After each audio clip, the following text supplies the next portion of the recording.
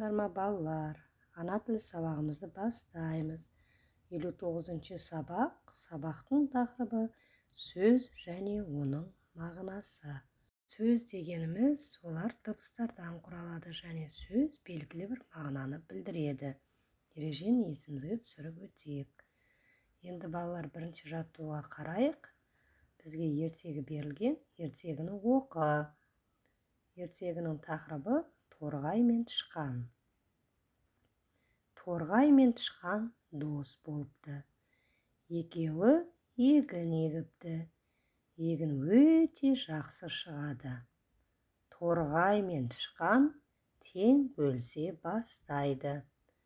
Бір бидай артылып қалады. Оны бөле алмайды. Содан екеуі далада қой бағып жүрген бір қойшы келеді. Қойшы дәнді алып, екеуіне тең бөліп береді. Бұған торғай мен тышқан разы болады. Сөйтіп, өз жөндеріне кетеді. Балалар, торғай мен тышқан не екті? Сұрақтарға жауап беріп көрейік. Торғай мен тышқан екеуі егін егеді. Олар дәндерді қалай бөледі? Олар дәндерді бөле алмайды. Торғай мен тышқан неге таласты? Дәнге. Дәнді бөлісуге оларға кім көмектесті? Дәнді бөлісуге оларға далада қой бағып жүрген бір қойшы көмектеседі. Қойшы дәнді алып, екеуіне теңдей бөліп береді. Сонда торғай мен тышқан риза болып, өздерінің жөндеріне кетеді. Балалар, жақсы сөзіне мағынасы қарама-қарсы сөзді тап. Жақсы сөзіне қарама-қарсы мағыналы сөз жаман. Екінші жаттығуға қараймыз.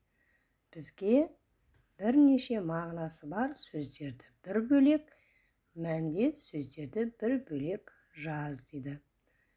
Адам, жуас, жарық, кісі, момын, алма, дос, ара, жолдас, бұрыш, қой деген сөздер берілген.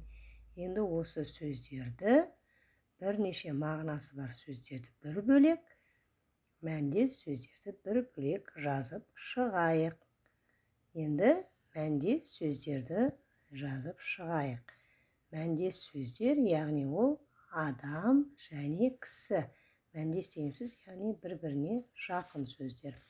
Адам, кісі, жуас, момын, дос, жолдас. Міне бұл сөздер балалар мәндес сөздер.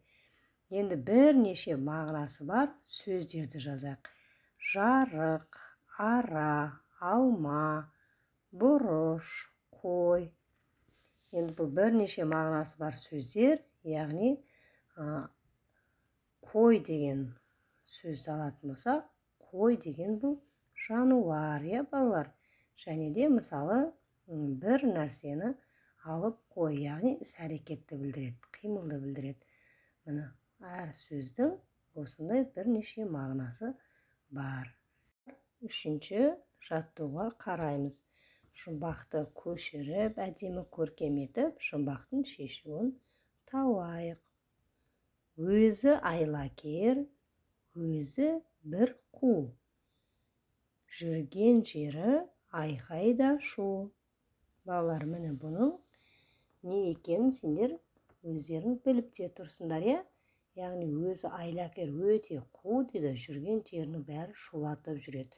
Ол не, балалар? Ол түлкі. Балалар, осымен сабағымыз аяқталды. Сау болыңыздар. Назарларыңызға көп-көп рахмет.